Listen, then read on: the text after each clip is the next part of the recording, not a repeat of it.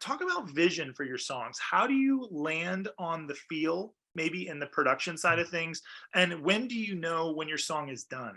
This could be the production, the songwriting. Because I Sure. mean, obviously you have a band, so you've got guys who are, weighing in a lot when it comes to the sound of the record. But ultimately, like these are songs that like you're the Gable Price of Gable Price and Friends. And so Yeah.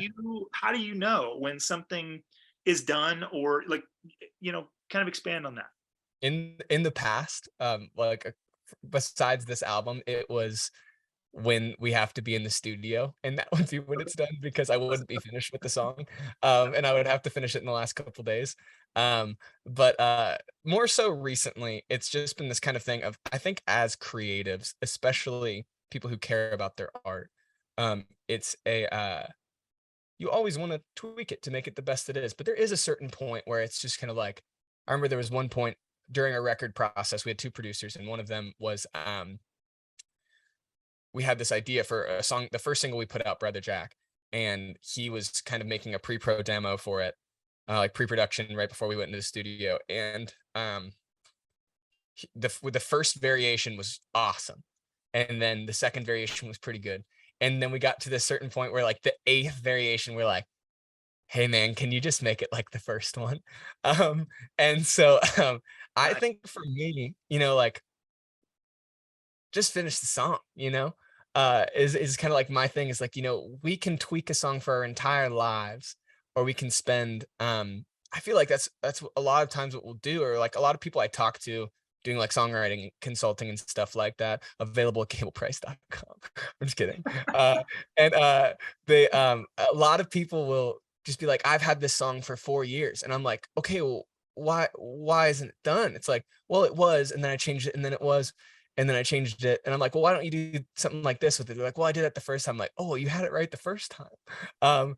And stuff like that, and so I think a lot of times it's like, set a timer Yeah, and finish the song. real. Wow. Um, It's like and so the deadline, like, is actually what forces you to finish it, like. yeah, yeah, and that's what our whole EP was done on because we had 3 weeks to write the whole thing, and Wow. so I would set a deadline of 3 days, and so for each song, and so I would finish every song pretty much at midnight the night before I was supposed to be done, and, so I mean, it's just a thing of like, I think as creatives, it's really easy to be a creative, but, I think Chris Valentin said it of, if you only write books when you're inspired, you never finish a book. And if you only write when you're in a place of discipline, you never write anything worth reading.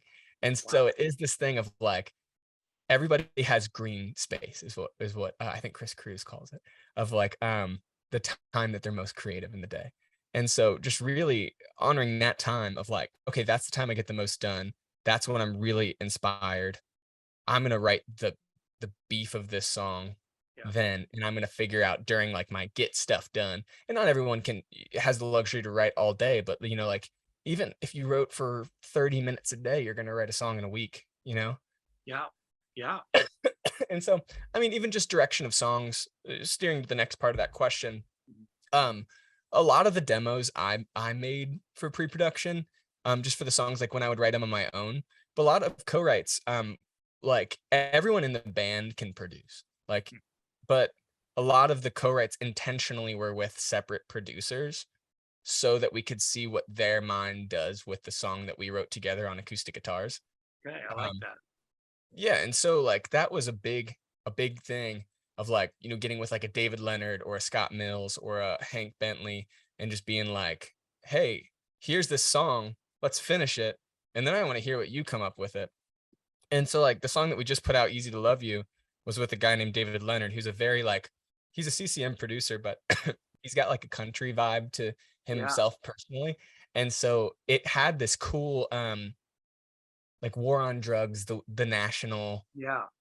like, Americana vibe that we never would have explored had I sat down at my Ableton set and, like, produced a song around it. And Yeah. so I think a lot of times, getting with friends who produce or people you just like the flavor of how they write and just be like, "Hey, Absolutely. let's finish this song." Yeah. One of the songs I was writing was "Feeling a Little Pop," and I was like, "I want it to be more surfy."